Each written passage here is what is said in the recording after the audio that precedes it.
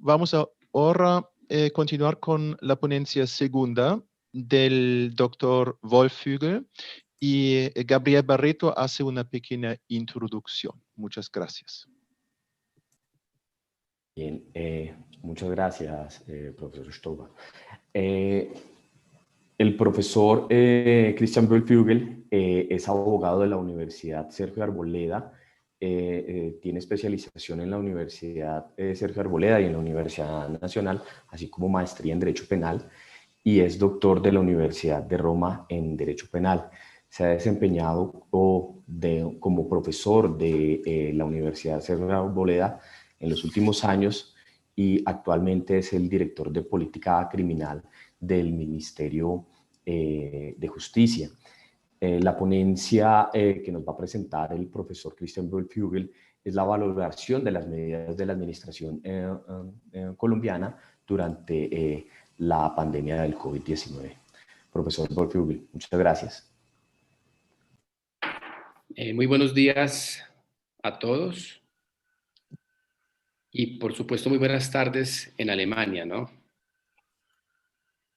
En primer lugar, deseo pues expresar con celebración, ¿no?, que en medio de esas circunstancias tenga lugar un congreso sobre los desarrollos actuales del derecho colombo-alemán, con especial énfasis en implementación relativa a este contexto del COVID-19. Realmente es un evento que por su titulación ya en sí mismo es lo suficientemente elocuente y atractivo. Atractivo para quienes, como juristas, podamos ver las diferentes líneas, las diferentes problemáticas que aquí se encuentran.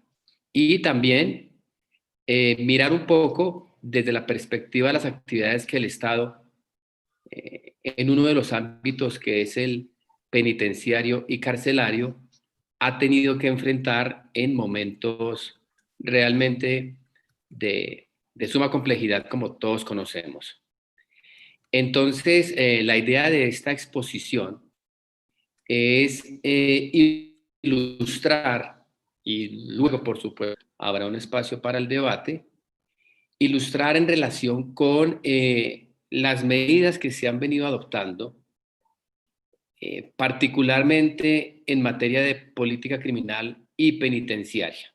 Digamos que no es una versión o no es una visión en conjunto de todas las medidas que el Estado ha enfrentado de cara a la pandemia, sino vamos a particularizarlas a uno de los entornos quizás el más problemático, que tiene que ver con el sistema penitenciario.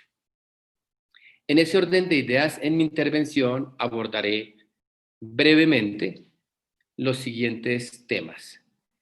Primero, me referiré a factores que han generado los mayores retos en el marco de la pandemia, particularmente temas como hacinamiento y prestación de servicio de salud al interior de las diferentes cárceles, ¿no?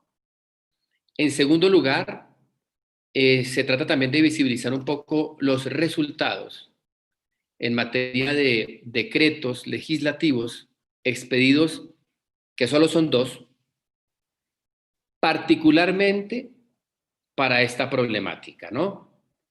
Decretos que desde ahora hago énfasis, como todos lo saben, fueron declarados ajustados a la Constitución en su integridad. Es decir, son decretos sobre los cuales hoy se puede afirmar, sin la mínima duda, que responden y respetan los límites que la propia Constitución establece, aún en ámbitos como el que estamos atravesando.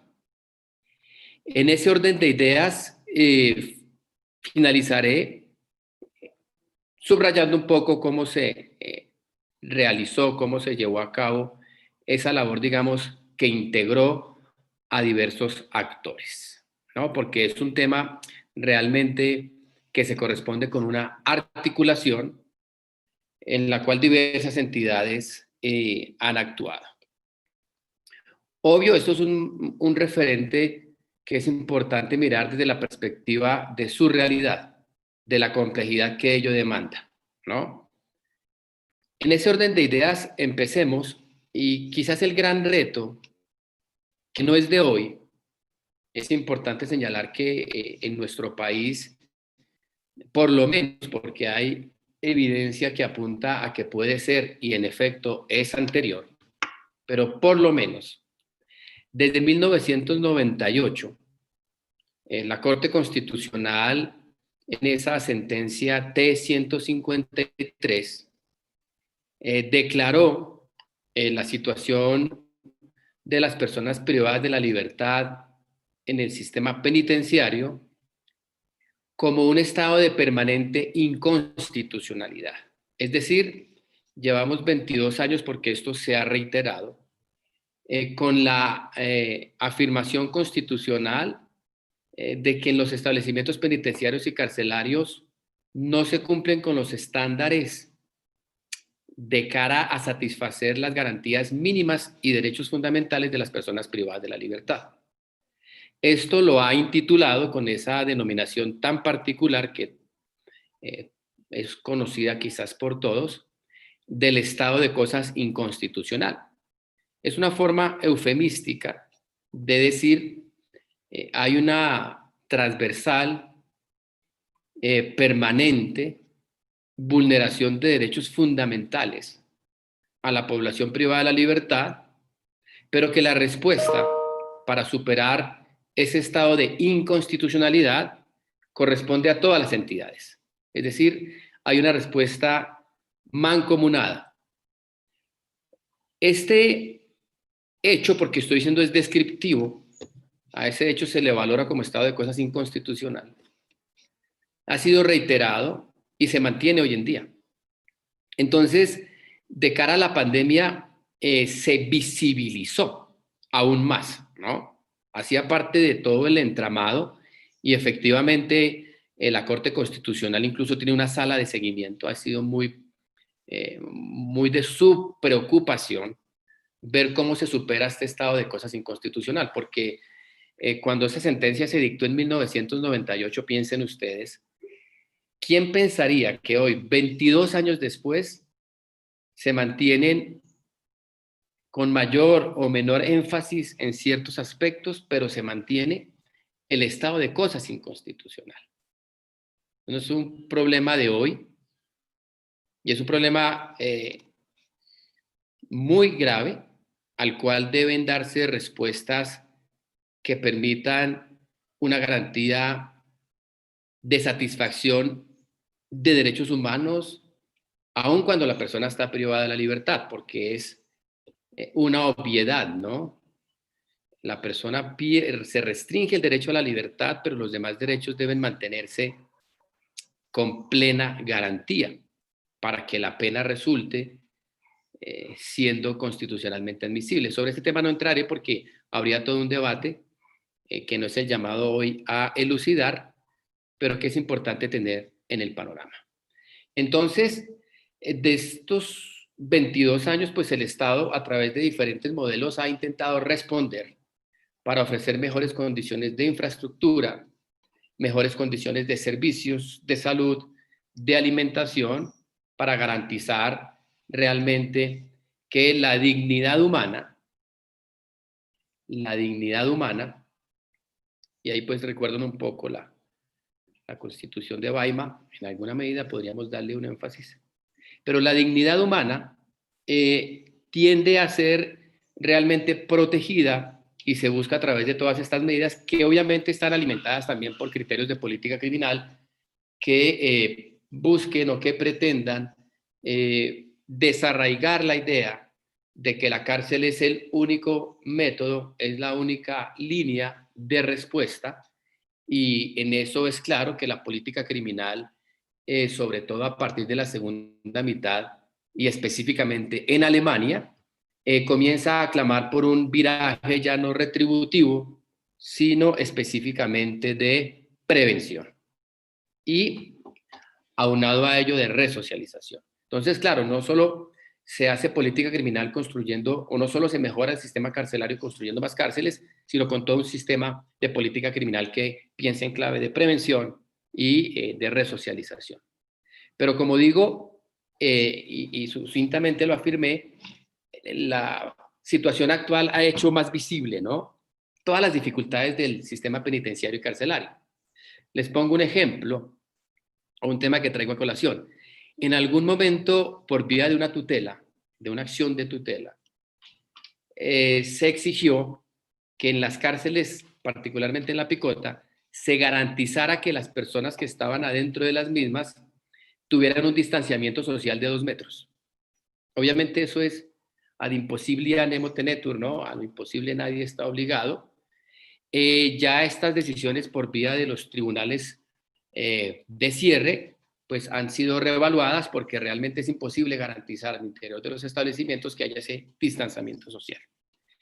Entonces, un hecho imprevisible que es la pandemia, un hecho permanente que es el escenamiento penitenciario y carcelario, se encuentran en un momento tan particular.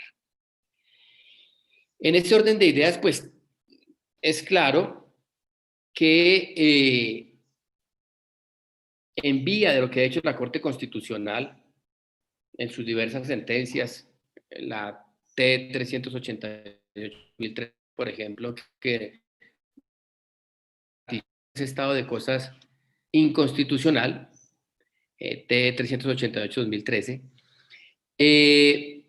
advierte que los problemas persisten. Persisten porque aquí hay todo un conjunto de actores, no solo es el Estado, sino también son los entes territoriales. Pensemos en las alcaldías, quienes tienen el deber también de, en relación con todas las personas que están privadas de la libertad sin condena, las que están sujetas a medidas de aseguramiento, detención preventiva, responder y lograr ofrecer esos estándares de derechos mínimos asegurables en clave de derechos humanos. Entonces, es importante que se subraye también que es un trabajo mancomunado y que le corresponde a otro tipo también de entidades la mejora, la superación de ese estado de cosas inconstitucional. Claro, un reto fundamental frente a un mapa, una descripción muy breve que he hecho de un sistema carcelario profundamente complejo, de un sistema carcelario que desde 1998 se viene declarando su permanente inconstitucionalidad, y un problema de salud pública, ¿cómo se enfrenta? Y ese problema de salud pública es transversal y también impactó sin duda alguna el sistema penitenciario y carcelario. En ese orden de ideas, pues, se dispuso a partir de entidades como el IMPEC y la USPEC, digamos que son entidades que hacen parte del modelo de justicia o del sector justicia, que pues trazó unas líneas claras de intervención en salud, dirigida básicamente en 3 perspectivas, ¿no? Una etapa de preparación y capacitación, obviamente que estuvo dirigida a evitar que se presenten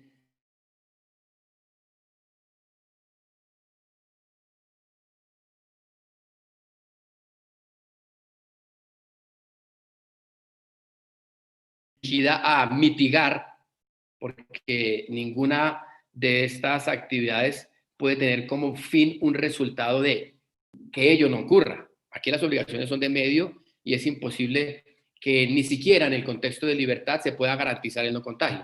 Hay medidas para atemperar, disminuir, prevenir y evitar, pero no hay medidas en función de resultados que lleven a también medidas que no se pueden adelantar. Entonces también hay una etapa de prevención en materia de salud y una etapa de gestión que está dirigida a el manejo de casos sospechosos confirmados al interior de los centros de reclusión para evitar esa dispersión, para evitar que ese contagio camine pues en relación con las demás personas. Entonces, en esa materia, digamos, que es el primer referente al cual estoy haciendo alusión, se establecieron un conjunto de acciones para manejar, para prevenir, para contener la emergencia sanitaria al interior de cada establecimiento, con protocolos, con dotación, con el manejo de patologías que requieren especial tratamiento, una metodología o una hoja de ruta para mitigar los posibles casos de contagio, ¿no? Entonces, hay diferentes normativas, si se permite esa expresión en un sentido amplio, como circulares, directivas, resoluciones, que han estado dirigidas a prevenir, mitigar y gestionar. Uno podría decir que son tres referentes a subrayar. Eso permite hoy en día, por ejemplo, en el sistema penitenciario y carcelario, hoy en día se registran 1.319 casos positivos y 15.869 recuperados. Esas cifras, porque son datos y el dato es más elocuente. Al final del día, los juristas o miramos el caso y aquí frente a este referente es importante mirar el dato.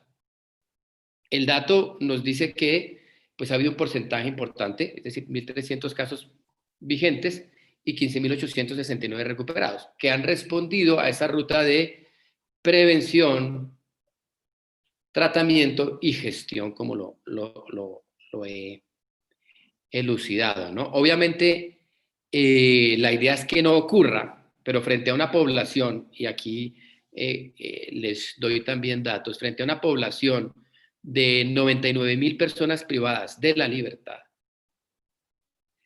tenemos un 1.27% de casos positivos. Es decir, realmente, a la luz de la metodología que se ha empleado, si bien es cierto no se ha podido evitar, porque es imposible evitar el contagio, de un número tan amplio, pues se ha intentado mitigar. No obstante, y eso es lo más difícil, porque una cosa es responder a la pandemia en un sistema penitenciario y carcelario con estándares altos en materia de protección de derechos humanos. Y otra cosa es responder frente a un estado de cosas inconstitucional de más de 20 años. Porque los temas hay que analizarlos en su contexto. Una visión parcial, una visión segmentada no es a la luz de los análisis ponderados, de los análisis mesurados, de los análisis objetivos, lo que debe traducirse, ¿no?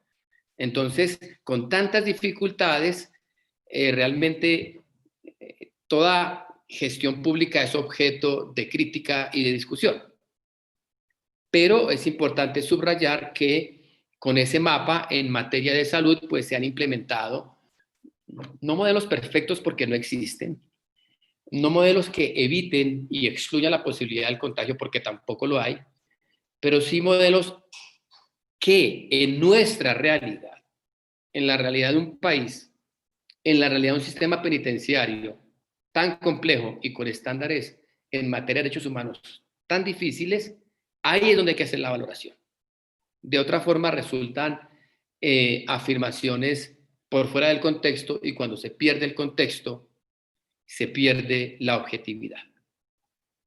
En ese orden de ideas, con todo ese mapa y realmente problemas de salud y cómo se han intentado solventar, pasemos ahora a cuáles han sido otras respuestas de carácter particular, de carácter específico. Digamos que vamos a hacer énfasis a dos decretos brevemente. Yo aquí el tiempo lo tengo muy cronometrado. No me extenderé ni un minuto, quizás termine un poco antes. El Ministerio de Justicia pues tuvo que expedir unos decretos para responder a esta situación, que no es nueva, he hecho énfasis varias veces, pero había que dar alguna respuesta para intentar mitigar, intentar disminuir la situación derivada de la pandemia. Con todo, quiero dar un dato también importante. Hoy en Colombia tenemos la menor tasa de hacinamiento de los últimos 12 años. De un 50% de hacinamiento aproximadamente que estábamos en enero, hoy en día hay una cifra que ronda el 25% de hacinamiento. Que haya hacinamiento no está bien, aquí quiero ser claro. No significa que porque hay 25 entonces todo esté bien. No, sigue habiendo hacinamiento. Pero hablar de un hacinamiento o de una tasa de sobrepoblación del 50% al 25%, pues realmente es un indicador positivo, no definitivo, porque la idea es que no exista hacinamiento. Eso es una obviedad. Lo que estoy queriendo significar es que se han articulado un conjunto de medidas que al final del día, con el número, con el dato, que es lo que preocupa, sobre todo en materia de gestión, tenemos unos índices de hacinamiento que se han reducido al 25%, no existían en los últimos 12 años índices tan bajos. Obvio, la dificultad y el reto no es haber bajado, sino mantenerlo y reducirlo aún más. Entonces, frente a esta problemática, incluso hubo algunos pronunciamientos a nivel interamericano que sugerían buscar medidas alternativas, sobre todo en lugares en los cuales el hacinamiento estuviera muy evidente. Entonces, hubo declaraciones donde se afirmaba o se instaba a los gobiernos a que adoptaran medidas en su derecho penal y penitenciario dirigidas a mitigar, a disminuir el número de personas privadas de la libertad. Pero claro, siempre esos pronunciamientos fueron en clave de que tienen que ser medidas plausibles, medidas objetivas, que también hay compromisos internacionales, también hay crímenes de cierta gravedad donde habría que modular, por un lado, el derecho a la salud y por otro lado, los bienes jurídicos, la seguridad de las víctimas y otros referentes que son importantes. Hubo una clara dirección explícita, por ejemplo, frente a crímenes internacionales. Es imposible desde el punto de vista jurídico otorgar medidas distintas por la naturaleza de ellos. Entonces, en este marco, el gobierno expidió el decreto 546 de 2020, que como toda norma, y ahí está la dogmática, ¿no? La dogmática es interpretar, sistematizar y criticar el derecho positivo. Pues no hay ninguna norma que quienes hacemos o queremos hacer dogmática sea ajena a la crítica, ¿no? Cualquier norma es objeto de crítica y por supuesto todas las críticas son bienvenidas. Ese decreto pues tuvo unas pretensiones que ahora muy sucintamente vamos a elucidar. Se empleó como un mecanismo extraordinario para, en el contexto de la emergencia, intentar aliviar, intentar mitigar los impactos de la misma. Ese decreto, y aquí yo creo que es lo más importante, no obstante las críticas que hay o que pueda haber, y las críticas son bienvenidas, por supuesto uno no puede estar ajeno a la existencia de esas críticas, pero aquí lo que hay que subrayar es que la Corte Constitucional, mediante la sentencia C-255 de 2020, declaró ajustado a la Constitución en su integridad el decreto. Eso significa algo fundamental, que no fueron medidas irracionales, que no fueron medidas desproporcionadas, que no fueron medidas discriminatorias y que no fueron medidas que pusieran en tela de juicio la Constitución. Porque en últimas, la palabra final pues la tiene el Tribunal Constitucional, sin perjuicio de que pueda haber críticas a las decisiones. Yo creo que con respeto siempre es posible analizar la jurisprudencia y establecer algunas posturas críticas y es un ejercicio supremamente saludable. Sin embargo, frente a el derecho que es vigente, hay que afirmar que ese derecho vigente, particularmente el decreto 546, fue declarado exequible. ¿Qué buscó esta norma? Obviamente, no podía buscar que no hubieran contagios, pues es imposible. Tampoco podía buscar despoblar los establecimientos carcelarios de su integridad. Esa no era una medida constitucionalmente admisible. Entonces, la fórmula que se buscó a través del gobierno fue evitar la expansión de esos efectos, disminuir el riesgo. Obvio, con una cláusula también importante, que frente a delitos especialmente graves, pues no podía proceder. ¿Qué medida se implementó en ese decreto? Básicamente ese decreto lo que dijo fue, vamos a otorgar la prisión domiciliaria o la detención preventiva domiciliaria, es decir, enviar personas del establecimiento carcelario a que cumplan la pena o la medida de aseguramiento a su casa. Pero no podía tener un criterio generalizado, no obstante que hay una razón de salud que alguien podría decir, como el tema es de salud, no podría haber diferenciación frente a quiénes son cobijados y quiénes no. Pues esa pregunta la resolvió la Corte Constitucional diciendo que eso era válido, que era válido decir que a unos delitos graves no podía otorgarse la medida, que se otorgaba la medida solo excepcionalmente a delitos de menor gravedad. Luego la pregunta que se plantea es talla resuelta. No hubo discriminación ni se trató de una forma desigualitaria, porque había que ponderar, por un lado, un derecho fundamental a la salud pública, pero también, por otro lado, el deber también que tiene el Estado de investigar, sancionar y condenar, sobre todo cuando se trata de delitos de extrema gravedad. Y en ese orden de ideas, reitero, los llamados interamericanos fueron en esa línea. Entonces, ese decreto lo que buscó fue, frente a ciertas personas y frente a ciertos delitos, que se diera esta medida domiciliaria. Obviamente, se tuvo en cuenta factores como la edad, personas mayores de 60 años, que no estuvieran incursas, obviamente, en los delitos más graves, podían ser destinatarios de la medida. Quienes tuvieran una enfermedad de alto riesgo frente al COVID-19. Ese también era un indicador, o es un indicador que permite que se dé la medida domiciliaria. Las madres gestantes o las madres que viven con niños en los establecimientos carcelarios hasta los 3 años. Es una norma en Colombia, es posible, y pues quienes han ido, quienes hemos ido, hemos podido percibir, al interior de la cárcel, por ejemplo, el Buen Pastor, pues hay ahí como una especie de jardín infantil, donde los niños están todo el día y por la noche van con sus mamás. Obviamente es un drama, y no olvidemos que el derecho penal envuelve como Carneluti lo sostiene, está muerto pero es vigente, es un tema profundamente dramático. Entonces, se tienen en cuenta unos factores como ser mayor de 60 años, una enfermedad de alto riesgo frente al COVID, madre gestante o con hijo menor de 3 años, movilidad reducida, porque hay personas que obviamente les queda difícil adoptar las medidas para mitigar el riesgo de contagio, haber sido condenado a delitos menores de 5 años o a delitos culposos. Entonces, por un lado, hay unos criterios que permitieron aplicar el decreto en esa línea, pero frente a las personas que no eran destinatarias, porque es un delito sumamente grave, pensemos en crímenes internacionales, pensemos en delincuencia organizada, pensemos en crímenes o atentados en contra de niños, niñas o adolescentes de extrema gravedad, ¿sí?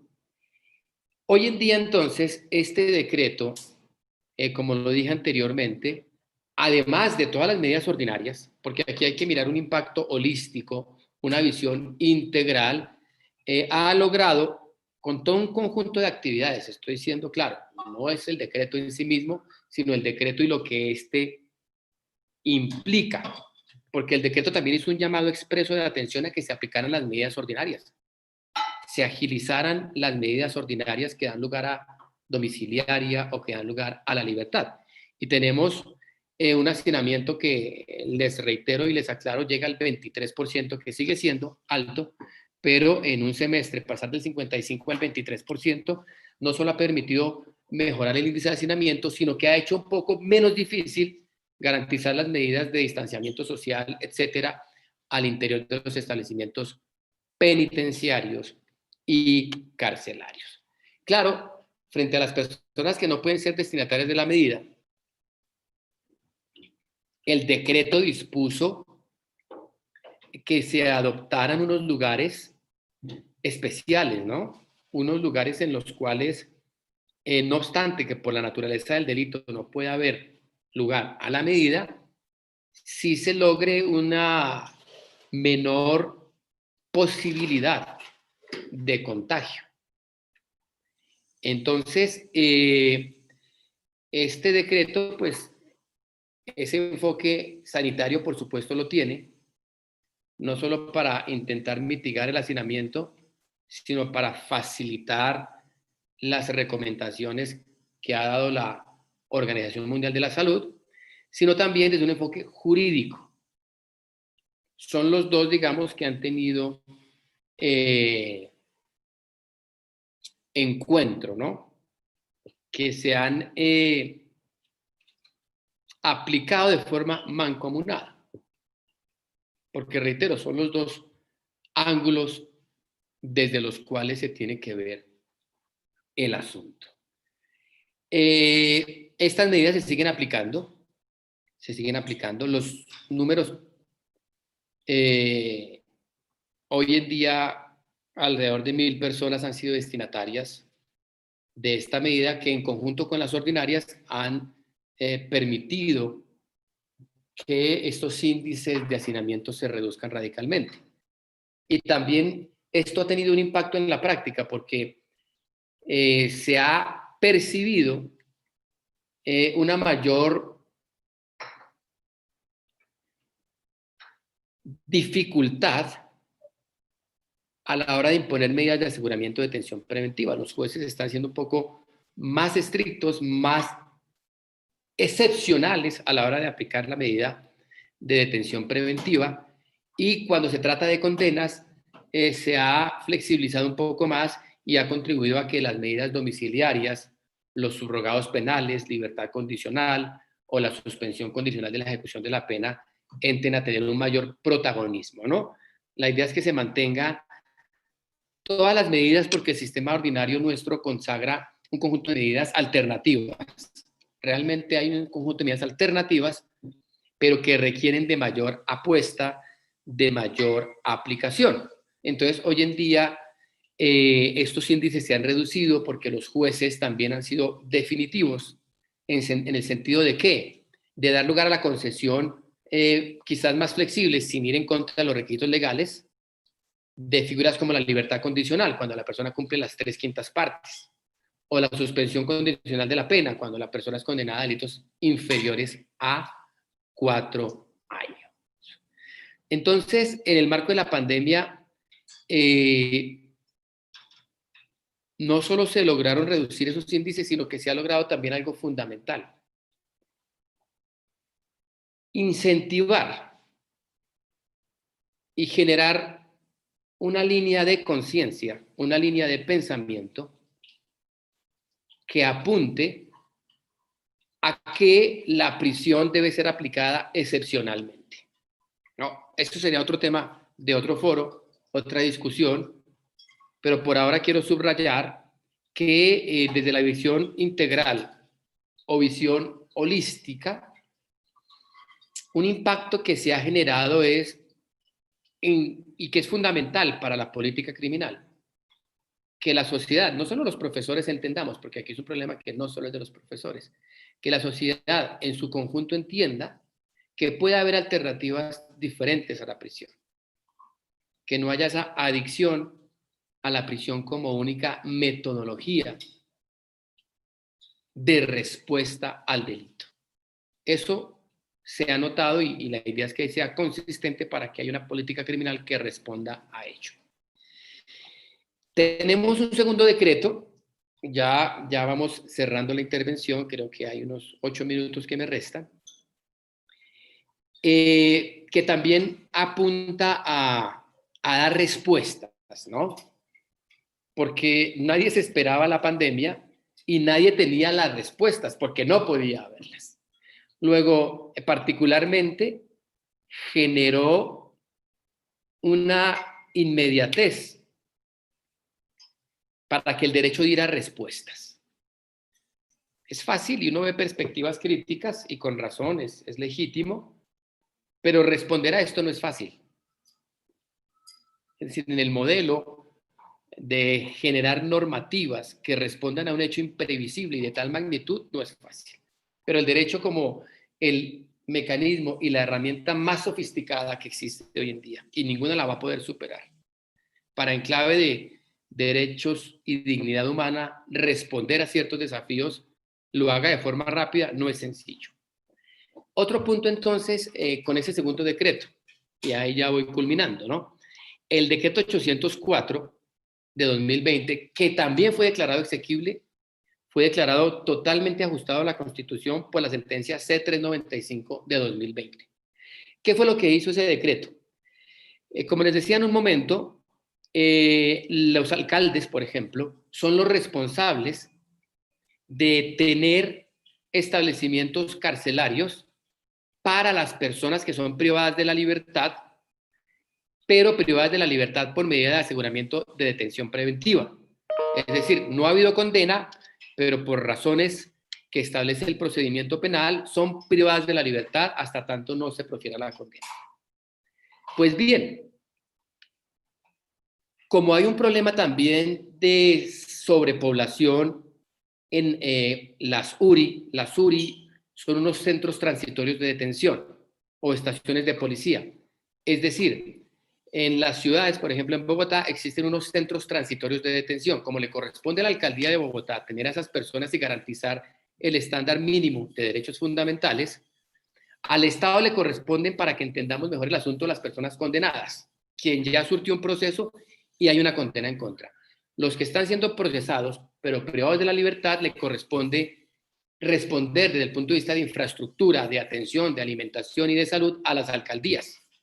Entonces, el decreto 804 que dispuso, agilizar trámites para que estos centros transitorios de detención fueran adecuados, fueran adaptados. Por ejemplo, para una licencia de construcción, una licencia urbanística para modificar un inmueble, para ampliarlo, para ponerle más baños, por ejemplo, la solicitud y el primer trámite puede demorar 45 días hábiles. Estos términos en tiempos de pandemia son insostenibles. Piensen ustedes que se quiere ampliar un centro de detención para que tenga 2 baños más. Pido el permiso hoy y se demoran más de 2 meses en decirme si sí o sí no puedo empezar el procedimiento. Lo que este decreto hizo fue agilizar esos trámites, permitir que los entes territoriales pudieran de forma más expedita adecuar con unos estándares constitucionales. No se trataba de una adecuación como sea, ni al costo que sea, sino adecuar esos centros transitorios de detención a unos estándares que permitan asegurar unos derechos mínimos a la salud. ¿Sí? En otras palabras, que la dignidad humana se mantenga incólume aún en clave de privación de la libertad. Entonces, este decreto es una segunda línea de respuesta excepcional en medio de una crisis excepcional para permitir que se adapten estos lugares a unos mejores estándares y consecuentemente permitan que las personas privadas de la libertad no sean privados de otros derechos, porque ahí es donde entra la discusión de la legitimidad, ¿no? Porque ya cuando se lesionan derechos diferentes a los que constitucionalmente pueden limitarse por virtud de una pena privativa de la libertad, pues hay todo un debate y es un asunto que ha llamado la atención profundamente de los jueces, particularmente de la Corte Constitucional, en los últimos 20 años. En conclusión, y ahí ya podríamos hacer una única afirmación o una única expresión. Esta pandemia realmente lo que, entre tantas cosas, generó, hubo una fundamental y que es transversal, no solo frente al tema que estoy hablando, porque lo quiero poner en clave de derecho, en clave de los juristas. Realmente puso sobre la discusión la necesidad, que es bien compleja, de dar respuestas inmediatas, de dar respuestas plausibles y constitucionalmente admisibles para escenarios en los cuales, en principio, ningún jurista estaba preparado. Nadie, ni en su formación como jurista, ni después, ha sido instruido, si se permite esa expresión, para cómo enfrentar, cómo dar respuestas, y eso lo que ha permitido en últimas es lograr, porque también es una aspiración legítima, pulir, incrementar los estándares en protección de derechos fundamentales de las personas. De suerte que, aún en estos eventos de excepcionalidad, lo fundamental es que la Constitución se mantiene vigente, que la Constitución debe aplicarse en su integridad sí o sí, y que esas medidas, que si bien es cierto, responden a momentos traumáticos, complejos e inmediatos, siempre deben encontrar como resorte, como referente y como límite infranqueable la Constitución. Esas son las palabras que con mucho gusto quise expresar en este evento, y creo que en atención al tiempo con ello finalizo para si hay, seguramente habrán dudas y quizás se puedan aclarar o no, estoy muy atento a responder y reitero toda mi gratitud por este tipo de eventos que son del corazón de nosotros los juristas, quienes amamos la academia y quienes de una u otra forma también en diferentes sectores de la vida vamos construyendo. Entonces, ahí dejaría mi intervención.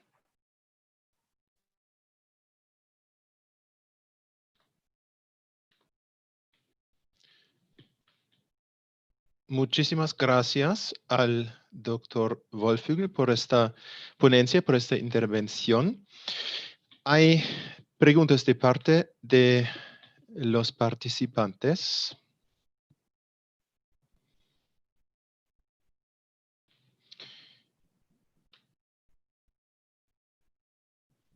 Pues en este sí, por favor, Gabriel Barreto. Bien, muchas gracias, doctor Wolfügel. Nosotros escuchamos con mucha atención la ponencia. Para los que no estamos en el mundo del derecho penal, de todas maneras, causaba mucha la administración de justicia respecto de la situación carcelaria frente al COVID-19. De todas maneras, más que una pregunta, es una reflexión, es nuevamente cómo ponderar esos derechos de la población carcelaria, de la población que se encuentra dentro de estas cárceles, frente a una situación que ha sido anómala para todos y que claramente ninguno de los aparatos de justicia de ningún país del mundo estaba preparado para ello. De pronto, hacer un poco la remisión que siempre tenemos al derecho extranjero sobre cuál podría ser de pronto la solución o cuál podría ser la forma de enfrentar esta situación, ¿no? que a todos ha tocado, ¿no? Eso sería más que todo la reflexión, ¿no? Más que una pregunta, es una reflexión hacia cómo enfrentarlo, cómo llegar a enfrentar esto de la manera más correcta dentro de la óptica, naturalmente, del derecho, de los derechos fundamentales. Gracias.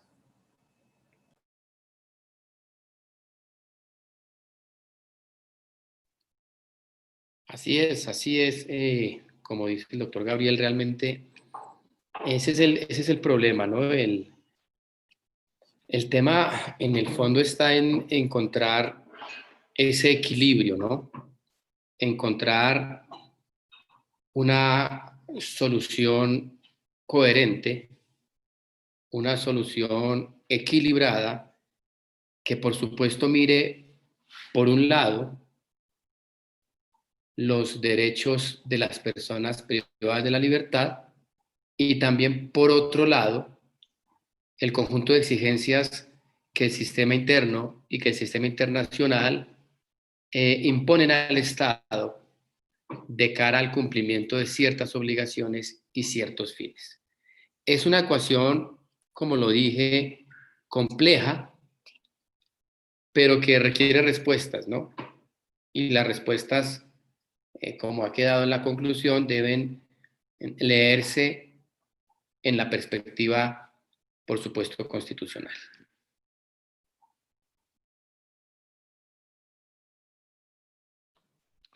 Muchas gracias. ¿Hay otras preguntas, otras intervenciones?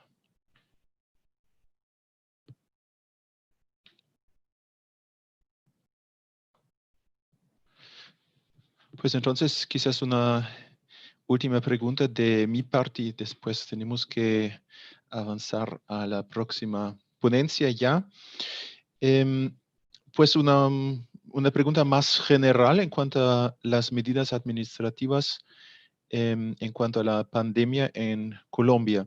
En Colombia había una cuarentena muy estricta y yo tuve el placer, digamos, de participar en esta cuarentena porque mi vuelo de regreso a Alemania fue cancelado, así que pasé 2 meses en plena pandemia, en plena cuarentena en Bogotá.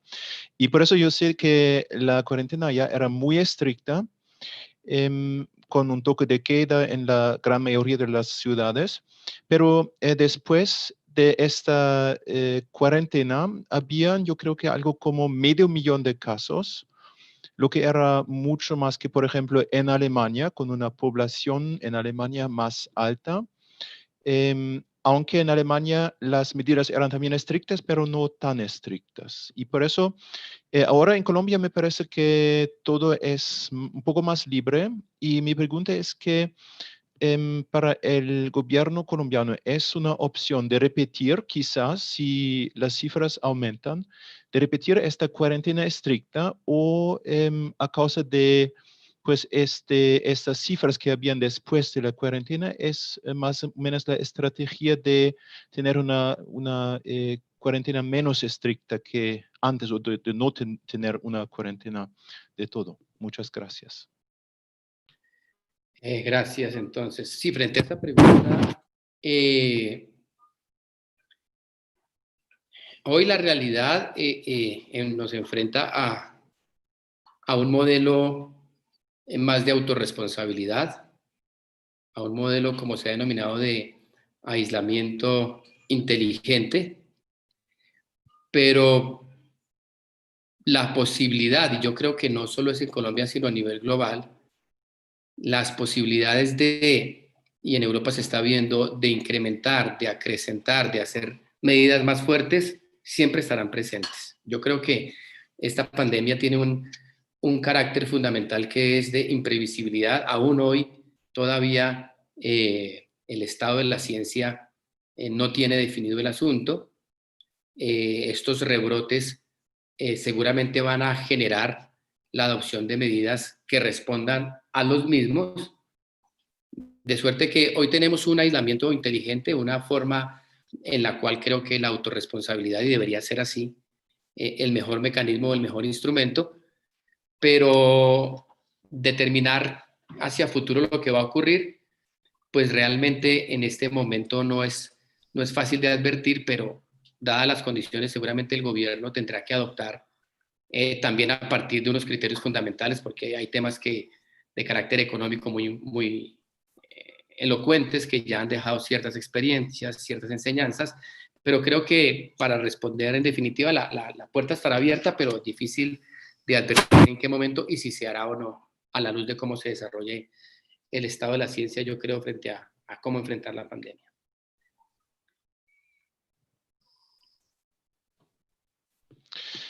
Muchísimas gracias otra vez por su ponencia, por esta respuesta y por mostrarnos que también en el área del sistema penitencial hay problemas con la pandemia. Muchísimas gracias por estar con nosotros. Y pues ya es un poco después de las 10, por eso en Colombia y las 4 en Alemania. Por eso tenemos que continuar con la próxima ponencia.